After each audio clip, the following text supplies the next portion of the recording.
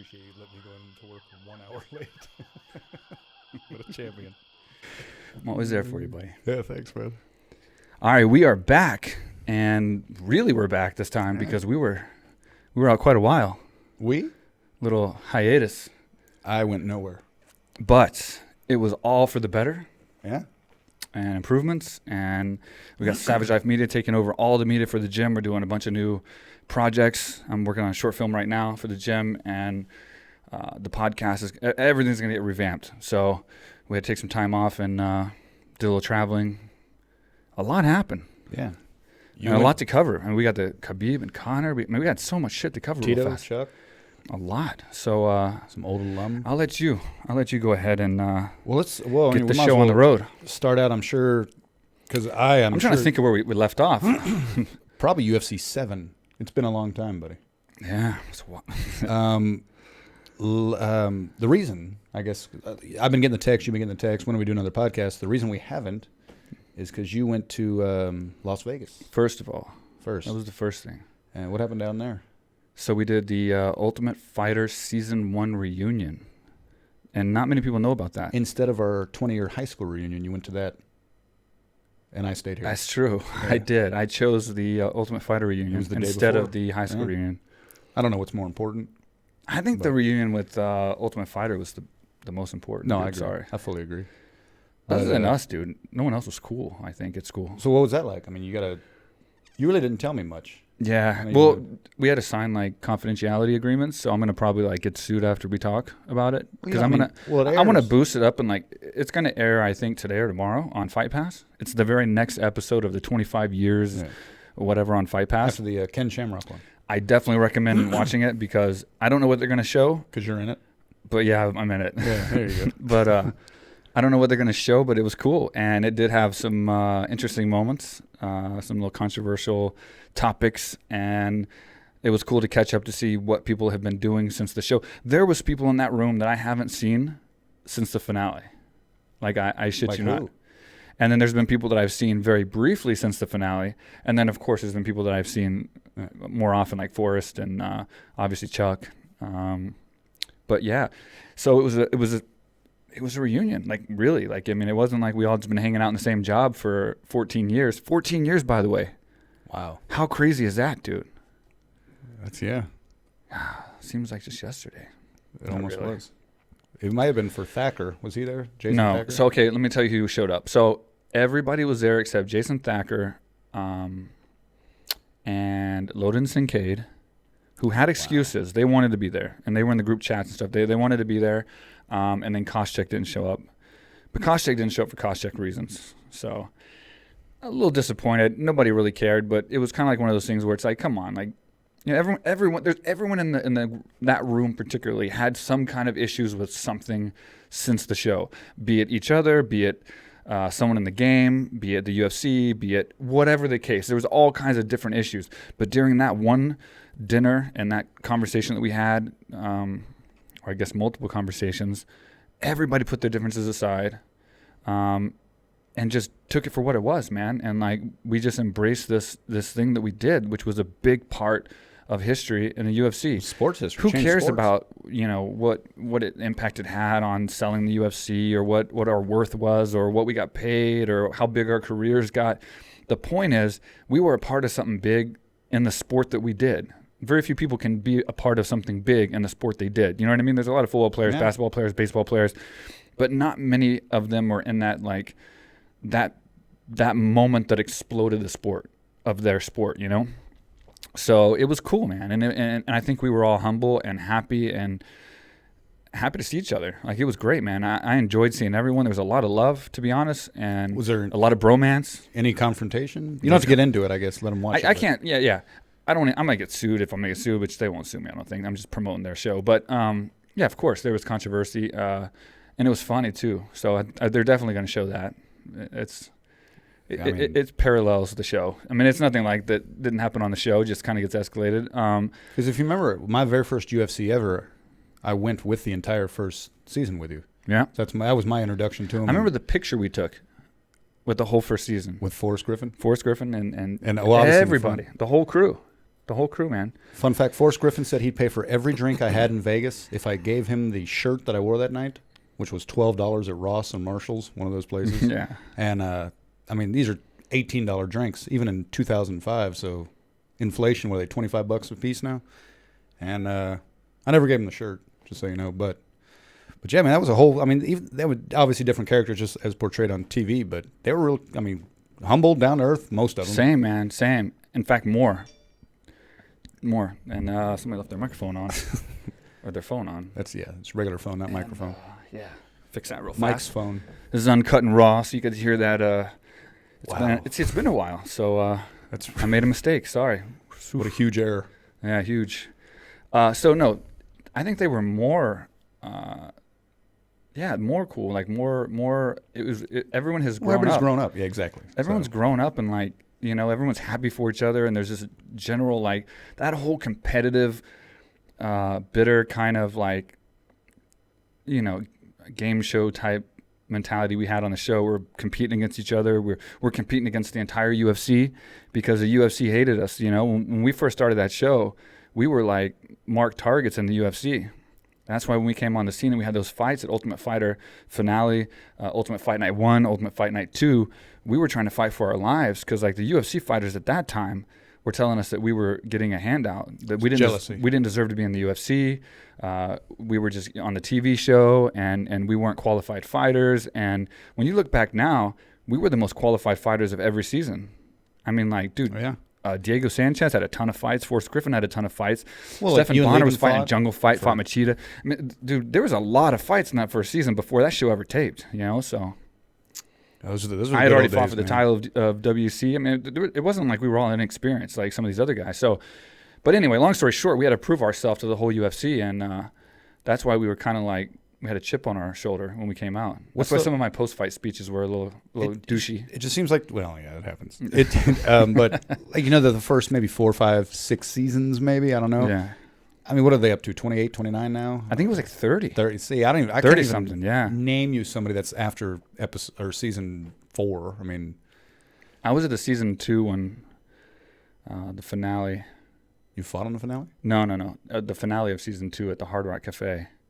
Man, I want to say it was Brad Imes and Rashad Evans. Didn't Brad Imes' mom pass away right before? Was that season 2 or something? Was it that? I know one? Rashad Evans was season 2. Yeah, I was at that one, and that's where Leonardo DiCaprio was upstairs, and that was like my big moment. Here it goes. That was my big moment. Was he talking about your banner? No, but speaking of that, I did have the first sponsor banner. No, but that was my big moment of like, wow, when you realize the sport you're in is bigger than you think. When like Leonardo DiCaprio is there watching, and you get to meet him and everything, that was kind of cool. So that was kind of my wow moment of my first big wow moment in the sport, because I was just coming off the show. I had fought in Ultimate Fight Night 1 or. No, just the finale at that time, I think. And that was it. That was so many. So I was very new. Fuel, Spike, pay-per-view. That was one of the FX. So anyway, long story short, the reunion was great. We all sat down together. It was Randy Couture, Chuck Liddell, Nate Corey. I mean, everybody, dude. Like I said, everybody with those three. And we talked about everything. Shona was there. It was good catching up with Diego. Hadn't talked to Diego in a long time, even though he's still fighting. Me and Diego were back and forth trying to be the longest reigning Ultimate Fighter Season 1 fighter, still competing in the UFC. Obviously, he takes the title. He's still fighting right now. Well, I got to ask, are you still under contract? Technically, me and Diego still have the record for the longest 2 contracts in UFC history. And he mentioned that at the actual the reunion, too. They probably won't put that in there. Did you mention that you're going to fight again? I'm not going to fight again, dude. Yeah, that was just a post on Instagram. How can I get that? I was just raising some curiosity. How am I supposed to get that free Reebok gear without you fighting again? I know you took everything, dude. I go to a fight, I don't get nothing when I come home. I know. I need new shit or new stuff. Sorry. Can I cuss on this? It's been so long. I've done one. You can cuss. Can we cuss on here? Well, fuck. I think it's our show. I think we can cuss. Anyway, so yeah, it was good, man. And I think the reunion is going to be definitely a good watch for you guys watching on Fight Pass. I mean, it's free if you have Fight Pass, so why not? And you get to see us all 14 years later. Like I said, I'm actually pretty curious too. I mean, Bobby Southworth, he was like, he didn't look like he changed much. Josh Rafferty? He looked young. He was there. Was he there? Yeah. Chris Lieben was there. I sat next to Chris Lieben. Chris Sanford? Is that one of them? Yep. Chris Sanford was there. And he's one that I hadn't seen probably since the finale. And he looked great. Everybody was dressed up nice. What were you wearing? I don't remember. I'll have to watch. No shirt. I was dressed up kind of nice, like semi-dress. Yeah, it's Vegas. Yeah. Was there drinks served at this thing? Yeah. Anything get out of hand? I didn't drink though. Without ruining it, but I didn't drink. People did though, and I will say this though: I was real proud of Chris leaving because he's sober now and he doesn't drink or do anything. And I was real proud of him. Yeah, real proud of him. He seems like he's got his head on straight. And a good moment of that was there was some chocolate served and like for dessert, and then we grabbed a chocolate, and he took a bite, and then spit it out and threw it back. It had rum in it or something. It had rum in it. And he literally wouldn't even eat the chocolate candy because of that alcohol. Good for him. Good for him. I was proud of him. You know, he said something about having something coming up. I don't want to say too much because I don't know what they're going to air and what they're not. Yeah. It doesn't have nothing to do with Ultimate We can do Fighter a little recap after season 1. Yeah. So the next podcast, which for sure the next podcast, we'll do a recap of what they showed, and then I can kind of go into like what they showed, if y'all got, what they didn't show. Let's see. Y'all will probably see this by the time we do the next podcast, so y'all will see that show before we do the next podcast. Absolutely. So if y'all got any questions, leave them in the comments. Time, yeah. So the show's going to air within the next day or two. We'll post this by tonight. So we won't do another podcast for another at least 3 days, 4 days. We're going to try to do 2 a week from here on. So we're building a new website and all kinds of new stuff, guys. So all this hiatus and... What word? Hiatus. It's very British. I hate us too. Yeah.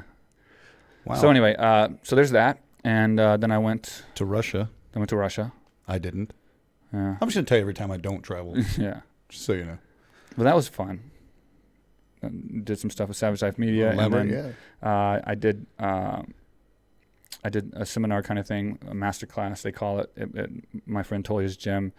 Russia is our biggest demographic in AKA Thailand. So it's a hot spot to go to. And I've been going there back and forth for 19 years, So I lived there for a year. I go back all the time. Somewhat speak the language. I'm not like fluent, but I try. And so it's kind of a hot spot. So there's that. Did you get injured out there or anything? Or I did. You good? Why you got to bring that up? Because it's funny, man. You like it when I get hurt? So there was like this, I was climbing this crane because I wanted to like take a picture from this really high area like all these crazy Russians do. So it was a lightweight from the Ukraine is what you're saying. So I was like at the very top of this like, oh man, it must be like 700 feet or something. And I was like barefoot climbing this thing. Barefoot? Yeah. In the snow? Me and a camera. That's it. You in a frozen metal crane in the snow. And it was like pulling my skin off as I took each step. Wow. And I got to the very top to take a picture and then I twisted my knee. That's a shame. Is that believable? I thought it was you stepping off the mats. No, I was actually teaching a technique. Look at you training. When you get to my age, teaching a technique, drilling a technique actually can get you injured. Yeah. Mm-hmm. Nobody believed me. They laughed. They're like, ah, ha, ha, ha. And I'm like, no, I'm really injured. My knee really hurts. Sammy Sosa went on the disabled list because he sneezed too hard and hurt his back. I'm telling you, So there's some freak accidents. I'm telling you, when you've been fighting for 30 years, dude, your body's a wreck. Any little thing, and especially when you're not doing, like, for instance, this thing, we were filming a show in Russia. We were doing this new show Tolia's doing, and so it was more for film. We were filming stuff. So I wasn't warmed up. I wasn't stretched or anything. And all of a sudden I wanted to jump in because I'm a fighter too, and the guys on the side were working on something and they were doing it wrong, So I wanted to jump in and correct them. So I jumped in to correct them, and then I was like on my knees, and then like for whatever reason my kneecap popped out and popped back in. How'd that feel? Not good. And I guess whatever it twisted and tore going out and going in wasn't a good thing. Is this why you won't play me in basketball right now, or? No, I'm good now. I mean, I'm good. It's better. We'll go right now. It wasn't like I don't need surgery or anything, but it was kind of embarrassing to get hurt. It was nice to get away, though, at least. For you. No, I got away, and it was good. And we did some work with Savage Life Media as well, a new company I'm bringing up. So Savage Life Media on Instagram, if you can follow them. Anyway, a little plug there. I'm not like proper 12. Yeah, speaking of that, did you know that they're fighting? But anyway, it's doing all the media for AKA Thailand. So let's get to something more interesting. So obviously we just had the press conference with Khabib and Conor. Now, here's the thing. I went on to Khabib's page and I posted that I thought he did a good job and won the press conference, in my opinion, because, I get that Conor does what he does, and that's how he does press conferences, and it's entertaining, and that's winning because you're building the fight. But as far as like strategic warfare, psychological warfare, I guess, and strategic. You're trying to get in your opponent's head. You're trying to break your opponent. You're trying to scare your opponent, right? I didn't see that with Khabib. He didn't give a shit. So I think it reversed. When you try and intimidate somebody and you go to those great lengths like he was acting like a madman, and it doesn't work, it kind of backfires on you. Because now you're thinking like, shit, this guy's like tough, you know? Well, hats off to McGregor. There's 3 things that I can remember about that. McGregor looked like an idiot. Khabib, was firm and composed, I guess is the word. Mm-hmm. And then proper 12 whiskey. All that, like I said. He was drinking. He had 2 shots. It was a huge commercial for his damn whiskeys. Kudos to him. Shit, now he's on the mats at the UFC for his marketing and all that stuff. And he had 2 shots, though, like before he fight. Just out of respect, that's kind of like not usually a good thing to do before a fight. It's disrespectful to drink before a fight. Either he wins or loses, he's still going to make, what, 18 million? He's something weird. Here's the thing, what people misunderstood. So I went back and forth after I left this comment because I got a ton of feedback and stuff. I'm a Conor McGregor fan. I do like Conor McGregor. I think he's a great fighter. I think he's done amazing things for the sport. And I think everybody that's in the sport, including myself, who's out of the sport even, should thank him for what he's done and continue to do so. He builds the sport. We have 10 Irish people at our gym right now. You know why? Yeah, come on. Exactly. So I'm a huge fan of Conor McGregor, but he's fighting my teammate. So you can sit there and say it's being biased, but you can also look at his stats. Okay, so I know even more so than the bookies because I train with Khabib, and I'm a lot bigger, and I felt his strength and his wrestling and how he trains, and he's savage. So it's like when you look at the stats and the fact that I train with him, he's the absolute worst type of opponent for Conor McGregor, which is why he's the favorite. There's a reason why he's the favorite. Yeah. He destroys people. He absolutely mauls them, and then he talks to them while he's mauling them. Well, he's never lost a round 50, in the UFC. 50, 40 something in his last fight. Yeah, 50, 43s or whatever he it was. was playing. It's just like he's a mauler, and we know that Conor gets tired. He gets worn down and then wants to quit. He's tapped out 3 times. Some people speculate he quit in boxing when he was getting punched. Right. He's 1-2 his last 3 fights. So in this fight, I would be for I'd be for Khabib as a prediction, regardless if he was my teammate or not. I'm a fan of Conor and what he does. I think it's great for the sport. It's entertainment. But I would be for Khabib either way if I was betting money on it. Being my teammate, I'm even more so for him. We're AKA. He's an alum of this lovely program. Absolutely. He's AKA family. And, he trains with one of my best friends, Javier, who's trained me my whole career. And they're experts. There's a reason why AK's built more champions and stars than any other team in the world. You know what I mean? We do our homework. We do our training right. How many total belts are there in the male part? I don't know, but I know where you're getting at, and we got 3 of them. Got 3 of them. Yeah. And then, what's his name? Rockhold's right there. And he's got a big fight coming up. Yeah. November 6th? Something like that, 8th, 9th. Fuck. He's got a big fight coming up, and then... yeah, man. So, but another thing I want to add about McGregor too is he hadn't fought in how long? 2 years. I get the boxing bullshit. Is it 2 or 4? No, 2. I think 2.5, something like that. 2.5, but the boxing doesn't count. And here's the thing why I think the boxing hurts. Some people's like, well, he boxed, so he still got some kind of ring experience. That's true. And the way that when you get in front of the big lights, have a big fight like that, it teaches you to be less nervous and it builds your experience level. But at the same time, leading up to that fight, he never worked takedown defense. And in the fight, he didn't work takedown defense.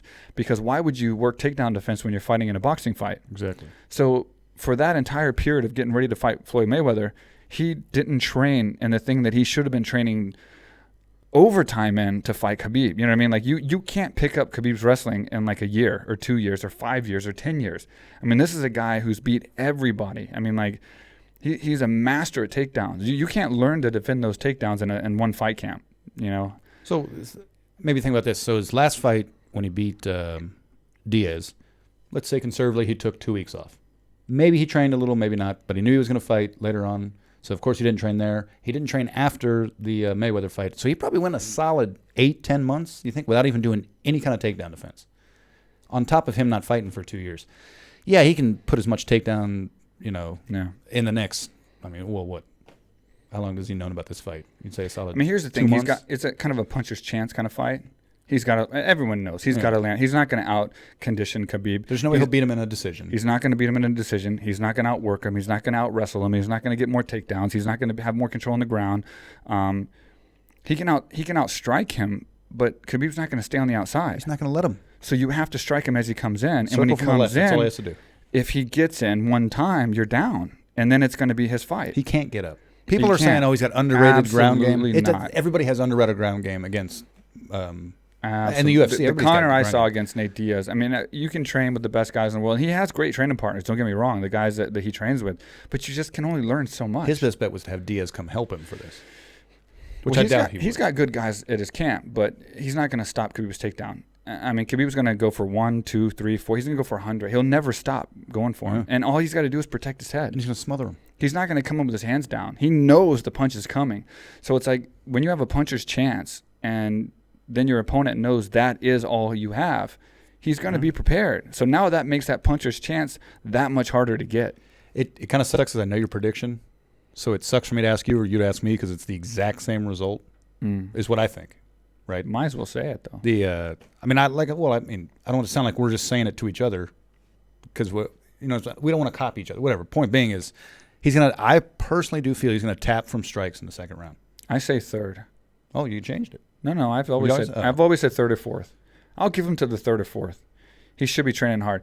I think very likely it could be the second. It just depends. If he can't cover up enough, he can TKO him, I think, by the second. But as far as making him like quit from exhaustion and like tap out from strikes, I think third or fourth. See, I don't think he'll last that long. I think he'll be dead by then. I think he's going to come hyped up. He's going to start doing dumb shit on the way to the octagon, all that crap. And he's going to, obviously, adrenaline. He's going to have that dump because he's going to be smothered.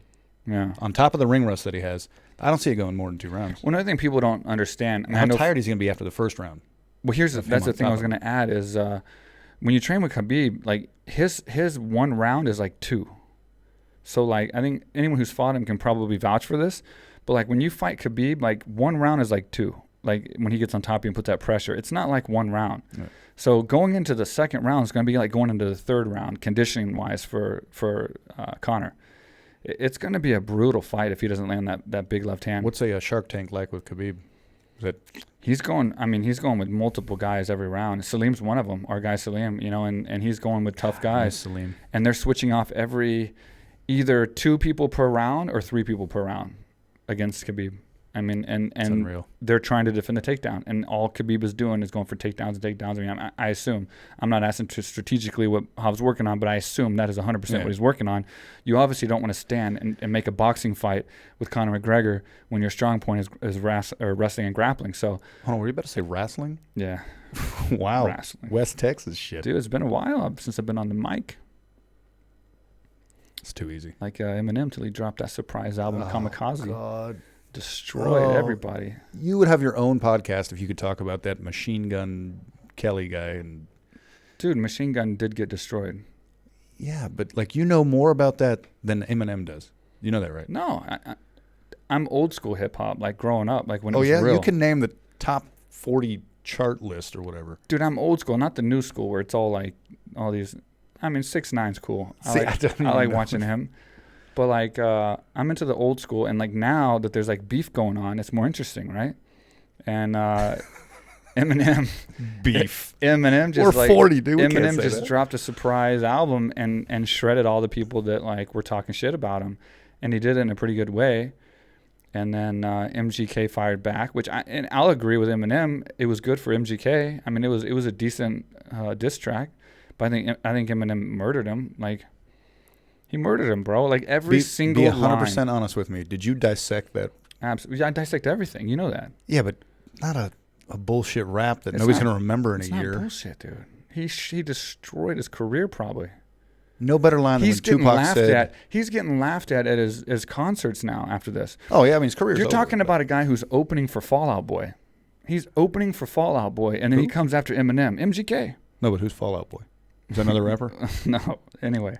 So he's opening for another band, and so he's an opener, and he's coming after Eminem, the greatest of all time. Hey, it worked. He got his 12 minutes of fame, man. I mean, he did good. I mean, I will say that his bars were okay, and like he was he spitting dope bars, player? Yeah, dude. He lit? He did okay, but Eminem shredded him. Every single thing that Eminem said in the entire album, like every line had a purpose. Dude, Kill Shot, the name of the album, it was a movie from 2008, 2009 with Joseph Gordon-Levitt or whatever. Robin from Batman.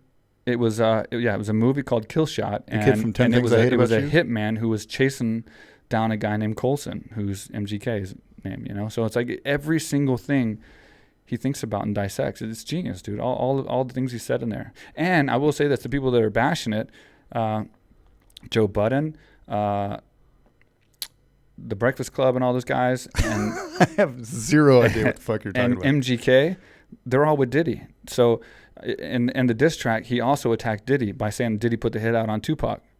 And the people that are I guess MGK was with Charlamagne the God or whatever his name is. I don't know, but he has his I can little feel us losing podcast, viewers. his podcast or whatever, and then Joe Budden. They all work for Diddy, and Diddy obviously and Eminem don't get along. So it's like, Is Joe Budden the ex-vice president?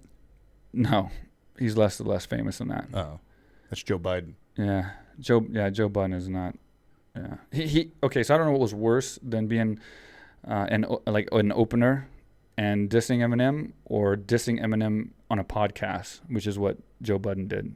I don't know what's more weak than either one of those two things. Well, podcasts are Because Joe Budden ain't gonna way of life. release a diss track on Eminem for sure. But anyway, Yeah, I have no idea what you're talking about, man. I'm not gonna lie. we got lost in the whole Eminem and MGK thing. But I'm just saying, I was a fan of Eminem for a long time, man. And not that I'm like a rap guy, but like it's inspiring to see people come up. And I like the fact that he writes his music and it means something. And yeah, some of his albums weren't as good as of the last few, but he came back strong, dude. And like his diss track alone set the record on YouTube. It's the most views of any hip hop debut ever. And it was a diss track. I'm glad you found yourself a hobby. Yeah. The only thing I've ever seen about this new rap crap is they're all white and they all got pink hair or some shit. But like when we were 22, if you fell asleep at a party, maybe you were served more than one beer. Not you, but a person. They would draw dicks and shit over your face and all that crap. Like that's the tattoos they have now. Yeah. And I'm just amazed that people listen to that. Times change, nonsense. But that's why I'm saying I'm so excited that like now it's back You to just want to see some people killing each other. No, I didn't say that, but it's back to the old days of like having beefs with each other, and the rap and the lyrics are they're truthful. They have meaning. There's content behind them. It's not like they're just screaming about shit that's What's on the their guy? mind. You said another guy's name the other night. G-Eazy? Uzi Joe or G-Eazy? No, some Uzi. There was an Uzi. A little Uzi Vert. Oh, I'm not a fan of it. I'm just saying he's like one of the new ones. it's like you were mad at me just then. I didn't know that name. No, can't believe it. God, what happened to you, buddy? You know G-Eazy though, right? No, How do you not know him? I have no idea who that. I'm not just doing this just he for the released a podcast. diss track against MGK I heard too. it one time. Somebody sent it to me, and I was like, And he shredded MGK because I like too. Eminem. Don't get me wrong. I mean, I was 19 when his first album came out, or 17. I don't even know what it was, but I don't know. so it was cool back then. But All right, we'll move on from the Eminem I appreciate MGK stuff. So what's next, man? What else we got? I mean, nothing as intriguing as your. Come on, man. This stuff's intriguing to okay, me. I got something for you. That You watch documentaries on Netflix. and let me tell you, And there's nothing more boring than a Bullshit. documentary about basketball shoes. And you'll No. watch that for like 2 hours. Do you know what I is that, saw? What is that going to do for your life one day? do you know what I saw last night? And this changed my life. There is, I can't make this shit up. Google it. Mike the Headless Chicken. You've heard that? Well, you run around like a head or chicken with your head cut off. In 1949. I swear to God. How deep into Netflix did you have to dig to find It this? was on YouTube or some shit. But chickenhead.com. That's a black porn site, by the way. But if you Google this, I believe you. it's this dude cut off his chicken. He was on a farm with an axe, and he didn't get is it the carotal or ventral fuck, I can't remember the name, but fuck, you'll get it. You know what I'm talking about. The main one But the head was off. cut the fucking head off, right? And it lived for guess how long? I had to Google it too. I absolutely shit my pants when I figured out how long this chicken lived. How long? Just guess. Say just throw. It can't throw eat. something ridiculous. It can't you eat or can. drink. And I will tell you, he fed it with an eyedropper of like milk and shit, whatever the hell chickens With eat, no head. and corn. Yeah, with no head. How did it chew? It just swallowed. It was in an eyedropper. I'm telling you. And it would still try A to piece cluck. of corn was an eyedropper. That's what killed him, is a piece of corn. Swear to God. Just trust me. Oh, Google I'm digging. it. This I'm is fucking mind-blowing, all right? So, it just guess. You just got to guess. What would be ridiculous? That's what I thought would be ridiculous, too. I'm not going to lie. 18 months. 18 months. This is in 1949. He would take it to, like, fairs and all that weird carnival shit. Oh, so he's making money on it. That's why. Of course, yeah. He would charge $25 to see it. He made $4,900 in a month, which is equivalent to something like $28,000 now or something like that. But it's a chicken without a head. How do you live that long? 18 months. I don't know why that just. I don't want to believe you on this one, buddy. I don't. Is it a documentary or you just found it? I saw it through like a piece of a documentary, and I had to stop and go back and look. And yeah, this is our big comeback podcast. We're talking about chickens with their heads cut off. What else lives that long without a head? A head of lettuce doesn't live that long if it's under the best conditions. You think of another head? I can't. No, you got me there. But you just get what I'm saying. It's fucking. But let's move ahead from this and talk about something more that our viewers would probably want to hear about than this chicken. I was just trying to wing it. Okay, I got you. Trying to get abreast of this podcast. Okay. So what's next? Give me something else. I'm letting you run shop here. Come on. I don't know, man. Let's talk about our boy, Chuck Liddell. Chuck Liddell. He made me dress as a woman to be on here. Yep. And fighting Tito Ortiz. Looks like it's for real now. If you haven't seen that podcast, go back and watch it. Mark looks like a crack whore prostitute because I told him that Chuck Liddell wanted him to dress as a female. Not necessarily a crack whore prostitute female with real hair, by the way. It was real hair. Yeah, that's fucking creepy. When he came on. But anyway, yeah, he's fighting Tito Ortiz. What do you think about that? I mean, I absolutely love Chuck Liddell. Don't get me wrong. And I do think he's going to win just because I think mentally he's got Tito, he's 2-0 against him and murdered him. But again, they haven't fought in 12 years, so it's different. And Chuck hasn't fought in, 7 years? 8.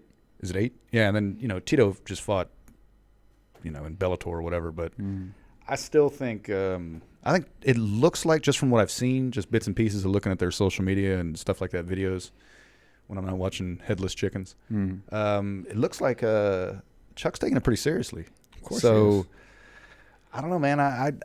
I see Chuck winning this one, man, and I really hope he does. Not just because, again, he's I think he's mentally stronger as far as we've seen Tito give up kind of in fights. You know what I mean? I think Tito was a big staple of our sport, and he was a big part of the growth and the face of the UFC for a long time. But that being said, even back in the early days, we've seen him cover up and fall down, which I hate seeing. When a fighter covers up and falls down, it's like, go out on your sword. You know what I mean? Take your knockout or get one. Don't just cover up and fall down and say, I want to go home. You know what I mean? It's all that training, all that hard work. Go for it, man. Look at what was it? CB Dollaway, that what's his name? The best ref in the game. Herb Dean. Oh, when he had to let him get murdered. Was it CB Dollaway? I could be wrong on this one, but yeah, I think so. Yeah, he let it go for a while. Used to be CB Dollaway. He might be alive. He, that they had to dolly him away. Is that it's a horrible joke? Bus Conor kind of reference? Nice. But anyway, it's a horrible joke. I do feel bad for him. That fight should have been stopped way early. Yeah. But back to anyway, so I think Chuck, if he can land the punch and rock Tito, I think he can take Tito's heart, I guess you call it.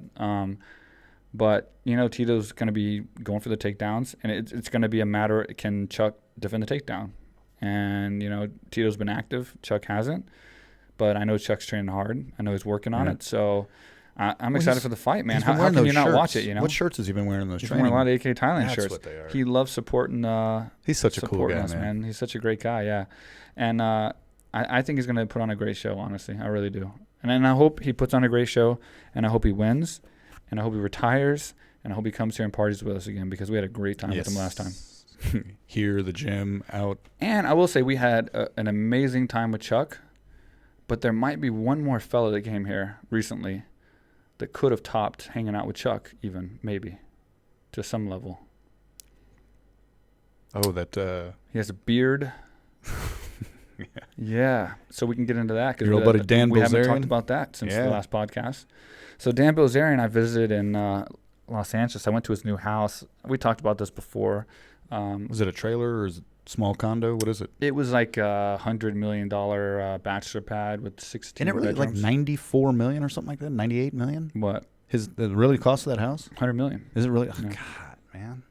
The Bel Air Estate, they call it. And it's quite impressive, my man. It's got an you think so? elevator, and the whole roof is like pools and like light shows, and the kitchen's amazing. Everything's, there's nothing not amazing. The garage is amazing. Everything's just. How many cars do you have? I've never. Well, when I went in, he only had the house for 3 days when I was there, so we only had the. You would know it. The old. It was an old kind of. It was like one of those stainless steel cars, and it was old. 53 Porsche? It was something. I have no idea. I'm gonna need more than it was steel and had wheels. I don't know. It was like a classic. You could tell it was a lot of money, but I don't know exactly. Aluminum or It was shiny, like stainless steel, I think. I mean that it could be. It wasn't 91. painted. It was like stainless steel. It was like a. I mean, it could like the old school like 56 Porsches kind of did that. Sometimes. I don't know. It was something like that. Maybe it was a Ferrari. I'm sure it wasn't a Not Yugo. a Ferrari, but like a. I don't know. Could've But been. he had that, but then he was getting a Ferrari or something, getting some more. Now he's got like all kinds of cars in there. He's got a ton of cars in Las Vegas. He had just bought a $25 million house in Las Vegas the week before. So he was up to about 125 over that week and a half in real estate. But yeah, I was there for that, and he's an awesome guy. And of course, I've been trying to get him to come to AKA Thailand for a long time. Did. And I was in Russia. I left LA, came here, went straight to Russia, and I was like half asleep in Russia. And I got a text from him, and he's like, "Are you going to be in Thailand next week on Wednesday? We're thinking about possibly coming." I was like, "Well, I can be. I mean, are you coming?" He's like, "Yeah, I'm coming." So I was like, "Okay." And then I came back, and sure enough, he went to Armenia, and then he came to his private jet. He says the longest he's ever flown his private jet, but he flew it all the way to Thailand. Wasn't by himself, was he? No, he had a few people with him, actually. Yeah. They were nice. There's I a will lot say, dude. and he's a cool dude, man. Obviously, that guy got pulled in 6 million directions while he was here. But for the 45 minutes that me, you, and him talked at that table, remember in the cafe, and just talked about old stories and stuff? Yeah. How cool is that guy, Well, man? it was funny because we mentioned we should have done a podcast then and there. Exactly. Because I don't want to bother him. He was staying at a place, a really nice place, Sri Panwa, which we have a lot of people stay there and stuff that I know. And Juan runs it and everything. It's a great, great, great resort. And so it's kind of far away. And so it's like scheduling everything, was Plus tough. getting 15 people to come. 15 models with you everywhere you go. Oh, they were models? Yeah. And but when we were in the cafe at AKA, we were having this conversation and it was like, man, this should be a podcast. He's like, shit, yeah, we should have done a podcast here at AKA. Just set up everything. But I didn't want to like bring it on, It's just kind of. But yeah, we had a great conversation, man. And he's a cool dude, man. He's so really down good. to earth. Yeah. Except super smart and a great marketer. He took off his watch while he was training and threw it to his buddy, and I'm just looking at it fly. I'm like, fuck, what is that? But that was the cheaper one. It was like $35K. 40 grand for that watch. 35K. And he just threw it across the one. Yeah, the one he had before that was $250. My God. He trained in a $35K watch. Yeah. Yeah. I'm gonna do that too. And he had the Louis Vuitton sandals. He gave them away. Oh, did he? Yeah, he gave them to one of the guys at the gym because he liked them. Oh, really? Yeah. I took a picture of him because no one's ever had Louis Vuitton. So you got a picture, but another guy at the gym got them for free. Yeah, because no one at the gym has ever had no one's ever left Louis Vuitton like sandals while they trained Muay Thai. I didn't know they made them until I saw your picture. Yeah, and so I was like, oh, that's interesting. But no, man, all respect to him. He is a fucking marketing workhorse, He's dude. so The guy, intelligent too. super intelligent, and his company Ignite it's going to be one of the biggest companies, dude. It's going to be a $1 billion company probably within a year. Makes me want to start smoking. They have signs all over Sunset Boulevard right now, all over LA. They're doing marketing. I mean, they sell out every time he makes a post. I mean, you're talking about a guy who, he does a video on Instagram and it gets literally more views than any other celebrity. Even Ronaldo. I mean, dude, that guy's got 140 or something million people. He puts a video, it's 5 million, 6 million views. Because he brought up a good point. Bilzerian, it's like 17, 18, 19 million. It's like, yeah, he does have, how many followers? 26 million, something like that. But he has how many ghost followers? Oh, a ton. That where a ton. the husband, follows, but the wife won't let him. So he just goes and looks. Because he did that post of us, and it was like 1 point, how many million likes or whatever on that? And I mean, that's ridiculous. I just don't know. Yeah, I can't fathom how many people that is. He posted a nice picture at the gym training and tagged the gym and everything. We got a lot of followers out. It was really nice of him to do that. Yeah, we've got some really cool people there. But it was a really great picture of him too, man. I mean, he was training. He was training hard, and a lot of people don't realize this, but he's actually trained before. So it's not like he's a beginner or never trained. And the crazy thing was, from what he told me, which I was surprised about, he's never posted a picture of himself training and fighting before. Yeah. So he's never, in all the pictures he's posted on Instagram, he's never shown that he actually has a background in training. Now, he's not saying he's a professional, but he has trained martial arts, and he used to do it a lot. And so he used our gym to kind of to take the picture to show, you know, his technique and kind of like, not to show his technique, but to show that he trains. You know, he didn't expect, he was expecting to do really bad because of his, you know, he wasn't training for a long time, but he actually did pretty good. I was really impressed with his cardio. He's our age too, man. It ain't like he's 23. You know, and I was impressed with his cardio, bro, because it was hot. He came in the mid day right at noon. Yeah, when it was like the hottest, when nobody trains. Yeah. And dude, he put in like, man, I want to say like 5-6 solid rounds, like hard with Lam. Do you remember where we went that night? Was it that same night or the next night? One of those nights. I can't remember which night was which, dude. Well, we went to the fights. Oh, we went to the fights, the Muay Thai fights. And then we took him to the Muay Thai fights at Bangla. The next night we had. No. We took him to Muay Thai fights at Patong Stadium. Yeah. And then the next time we went to, you remember where we went? We went and got coffee first. Oh, no, the red light district. Yeah. Yeah. I just didn't know if you wanted to say it, but. Nah, we filmed it. Yeah, but it's all over the internet. At least I can say I went to a ping pong show with Dan Bilzerian. Yeah. Not a lot of people can say that. We had to have a police escort. Yeah. That's crazy. Well, we had 2 different security details and a police escort. Pitbull. And there was, interesting shows going on. I mean, it's not like we went to like some private show of like anything. It's just when you walked on the red light district. We were there for 12 minutes. It wasn't like you see like all these different shows. And Thailand's known for certain types of shows. And it's not my favorite thing to do here. No, it's definitely not. Yeah, it's not. You want to go tonight? No. All right. Yeah, it's not an erotic thing, dude, to be honest. Neurotic. What is your take on that for people like that want to go to they call it a sex show, but it's more like just an entertainment kind of. There's nothing sexual about. There's nothing that like turns you on. I guess you would say like you go to a strip club, I guess, because you want to see girls that turn you on. Whatever the case. It's like you go to strip clubs different. You know, we haven't been in 20 years. But an actual show like that is not erotic at all. I don't need to see razor blades coming out of the female anatomy. That doesn't do anything for me. You know, it's like, you know, and then the Sprites and the ginger ales we were drinking were really expensive, you know, or that I was drinking. I didn't drink at all. You didn't drink. You never drink anymore, man. What happened to you? I don't drink. I lost my buddy, man. I don't drink. I just don't drink anymore, dude. Well, I don't work anymore then. It's nice to not know or to know what happened the previous night and not have to be told by you. We're not 24 when you anymore. don't know. Well, we'll fill in the I don't blanks. get that drunk, but I honestly just have no reason to drink, man. I'm trying to stay healthy. There might be a little cut in the action on that one, but that was just because we lost a monitor in our podcast room, so we had to double check to make sure we didn't lose anything. So where were we? Did we? No, I don't. Well, I just wanted to switch gears. Like we haven't been able to talk about any UFCs. You know, obviously let's do we've been apart, but just 2 things I thought were interesting. Maybe your take on it. Talis Latus. Yeah, he retired, but he retired on a win. Now I can't. I haven't done any research on this, and I could be wrong, but I think the last guy to do that was Chris Liddell, if I remember correctly, to go out on a win where they put their gloves and they walk off. Mm-hmm.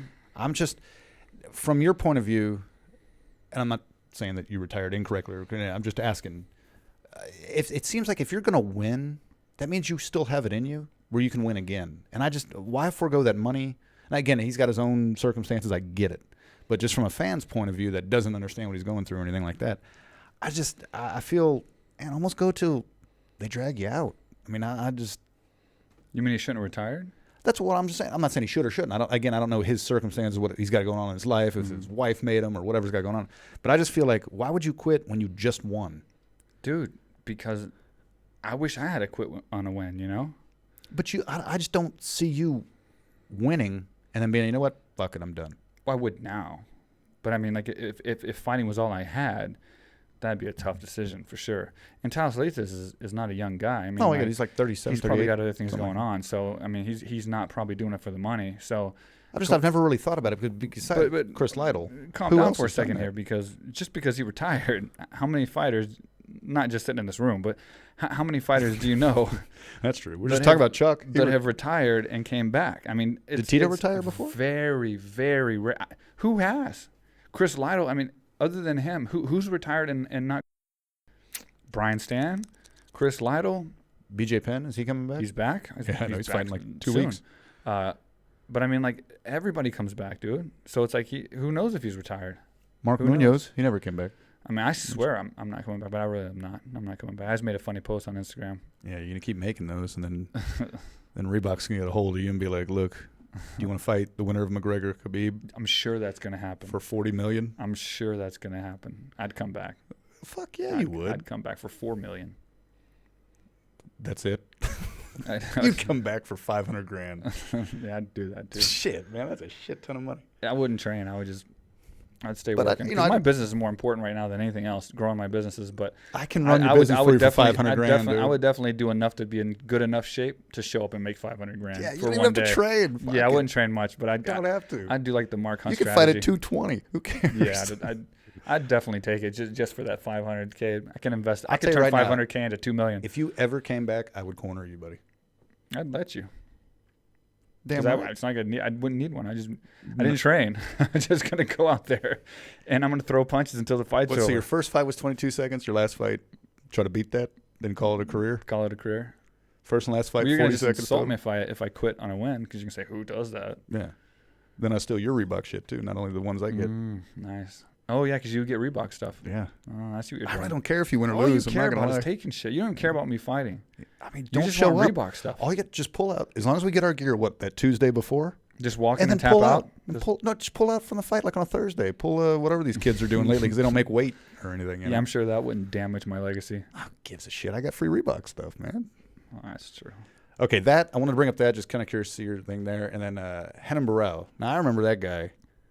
34-1, I saw a stat that before USADA got involved, 1-5 since then. See, that's one thing that, like, if I wasn't as old and had so much business going on, I would almost want to go back. Because it'd be nice to fight these guys that are clean now. Yeah. Because I spent my whole career fighting guys. I don't wanna name Probably any a names. lot of them might not have been so clean, because I can there were some think of- pretty big, strong dudes I I'll fought. never say it on here because I don't want to call anybody out. Yeah. I mean, I do, but not this. But I know for a fact 2 guys that you fought Yeah. were on something that horses take. I mean, this thing was... Funny thing is, they did urine tests back then on one of them, and I'm not gonna say names. And I remember that I was in the locker room, and you know, when you're doing urine tests, you can still take shit and then pass a urine test. I do it all the time. I never did the shit. I don't know how they do it, but then they get out of their system before the urine test. Blah blah blah blah blah. It's before the blood test and all this new USADA stuff. And they came to the locker room, and they tell you when you're going to take a blood urine test. So come in there beforehand and like, okay, Mike, we're going to be in here and get a urine test from you in a few minutes. Get ready. I don't know how you get ready to pee, but okay, cool. And then the commission guy was staying with me to watch me, you know, and I did my whole warm up in the locker room. And then after the warm up, he's like, I went up to him and I was like, I got to go. Like, can we do this? And he's like, no, we decided not to test you. So basically, me and my opponent wasn't going to get tested, and that was the fight where I really wanted my opponent to get tested. You know, like just in case. Is it the fight I'm thinking of? Not the most recent. No, not one of my most recent ones. Okay. But no, my last one was USADA, right? Yeah, that was... Yeah, no. So USADA is USADA. It's one before. This is before USADA. Yeah. But it made me insecure because it's like right before I walk out to fight this guy, and the commission's telling me that like after my warm up, they don't even want to test me. Like, So I'm thinking to myself, like, how bad was my warm up that like you guys decided to not test me for steroids? Like, I must have had a shitty warm up. do they actually like go in there and watch you piss? Yeah. So they have to actually see Yeah. urine come out of your urethra Franklin. Oh, What's yeah. that thing called? And the worst part about it is some of them will have conversations with you, and you're just like, just shut up, dude.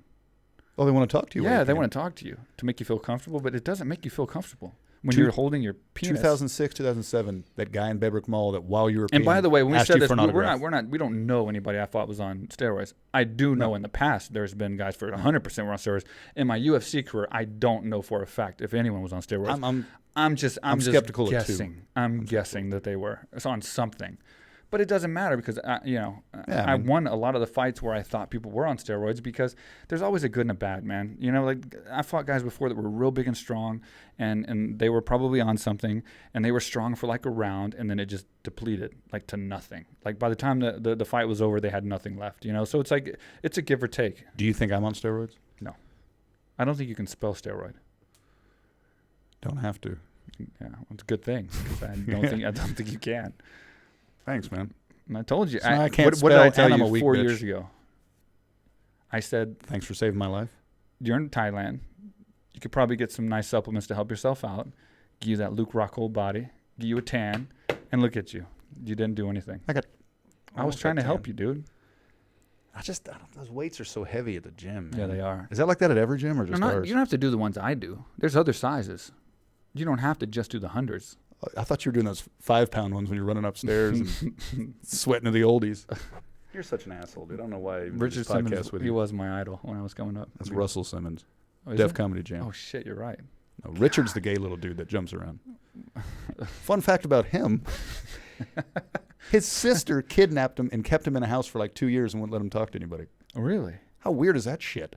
I mean, obviously the dude's 72 now. That's random. Hey, speaking of random things, somebody left a comment on one of my posts, and they asked me an interesting question. I think we should start doing more comments. Guys, leave comments underneath, like of just really weird questions, because these are kind of interesting to answer. I thought Mike the Headless Chicken. Please Google it and ask away the comments. Seriously, leave us questions because like we'll answer them. And like I love these crazy questions. Like this guy asked me, he goes, Mike, would you rather fight a horse-sized duck or 10 duck-sized horses? Yeah, I got it right, I think. And I said, there's no duck that's going to beat me. I don't care how big he is. So I picked the horse-sized duck, and I'll just knock him out. Now, he has the bill, right? I mean, that's dangerous. I mean, imagine a horse-sized duck. He's probably got one hell of a strong bill. So if I can, like, bob and weave and miss his bill. You couldn't hit him. God, man, I would destroy that thing. He'd always duck. Nice. How about that, huh? Good The other one. ones are just horsing So around. answer the question. The other ones are horsing around, buddy. Oh, yeah. Answer the You question. heard that? Isn't that a group of horses? I get it, dude. I get it. Is it a herd? You know, is Come it on, a gaggle? You hoof to answer this question. Behooves me that Let's you even go. asked that. I'm going to go... Now they're going to think we set this up because we're just so good with because we're wordplay. hilarious. Yeah. Horsing around. I would do the... Quit ducking the fucking question and answer Are you it. just going to repeat my jokes again? No, you got to fight the one duck, dude. Yeah, that's what I said. Because... Who can't beat a duck? If you can't beat... I don't care if it's the size of a horse. If you can't beat a duck... They don't have arms. They don't have... I mean, they got And I webbed feel better feet. about that. Kicking a bunch of horses on the ground, I mean, like... I'm picturing it in my head right now. It's I'd kind of feel weird. bad kicking 10 horses on the ground that are like the size, like going up to my shin. I don't What know. if they're big ducks? I'd feel bad. Huh? Now you're going to get me stuck on this question all night. Okay, so anyway, guys, long story short, we'll let you guys go. Yeah, ask us intriguing Yeah. questions like that. That's... We got some really good topics coming up. Like I said, it's our first podcast back. We just wanted to come back and show you guys that we are back, and we are going to be doing these. We weren't too rusty. Yeah? We're going to try to do 2 a week, and We had a little pod rust. we're building a website and getting some more stuff going on. So it's going to be a lot more interesting than this. We're actually going to do mobile podcasts. We're going to go around, travel the world, do podcasts in different areas. We? Well, I will. All right. But anyway, so subscribe if you can, and leave us a comment. You can click like if you think Mark's funny. You can click like if you think Mike's funny because he repeats Mark's jokes. There you go. Perfect. And That's a lot of anything else likes. before we go? I feel like we're missing something. Kind of out of practice, but I think it went well. I think it was, well, we didn't have really like any specific topic. Yeah, We had the okay. press conference and we covered that. Just wing it. But, oh, there you go again. Stop. Just stop. Would you rather fight a horse-sized duck without a head A chicken. Horse-sized or chicken. duck? Same thing. They're both foul. But yeah, like, I don't know why I'm so obsessed. Please Google it for me. Just do me a favor and do that. It just seems like we wasted my life. I'm working on a film, like doing things that are like interesting. Like we just went 41 minutes about MKG and Joe Biden. That's real shit going on. Oh my God. Puff Daddy issued a statement to Joe Budden saying he's going to take care of it. Dun, dun, dun. Yeah, it's getting real. He's going to bash him on Twitter. Shit's getting real. We know the beef with 50 Cent and P. Diddy or Puff Daddy, whatever the fuck he wants to be called now. So now if Eminem's getting involved, fucking 50 Cent's getting involved. This could bring back the old days, dude. Wow. I hope nobody gets hurt, but I do like the beef. I was more excited about the beef between the president and the Dixie Chicks. That to me is more gangster than these idiots. That was the couch, if anyone picked that up. It's a leather couch. All right, anyway. Okay, so anyway, guys, sorry that we were a little off topic and scrambling a little bit, but it's our first podcast back. We're having a little bit of fun. It's been a long day. It's yeah, you were there all day. I was there all day. Yeah. It was I'm glad you finally showed up, and worked most of the day. The gym was only open for 1 hour that I wasn't there. Okay. But so anyway, I apologize. We will leave you with a commercial from our sponsor. Oh, nice. Forgot about those. AKA Thailand. And thank you for tuning in. And we will be back, and we will cover some good stuff. And, man, it's good to be back. Yeah, Fuck. welcome back. Yeah, this is how we end it? Yeah, always. Ready? Hurry. Are you sure you got nothing else to say? It's your last chance. I got nothing. All right. Take care, guys. We can't talk after this? Is that what it is? We can, but, this is kind of like the final thing. Just cut? All right. Oh, stop. You didn't blow up? Do it one more time. Oh, God. Look at him. See? He's such a sport. What's up, everybody? I am here in Thailand. This is the first time I've ever been here. Been dying to come here for years. The great Mike Swick. He's one of the big reasons he's been trying to pull me down here. What he built down here, AKA Thailand, is incredible. There's people here from all over the world.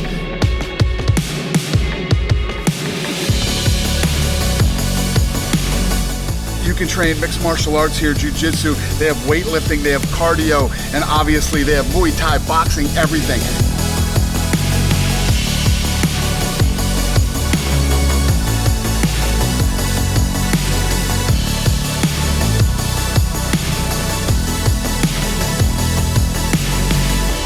I'm telling you guys, I know everybody wants to go to Thailand because Thailand's so cool, but you can't come to Thailand without coming to AKA Thailand. Come on.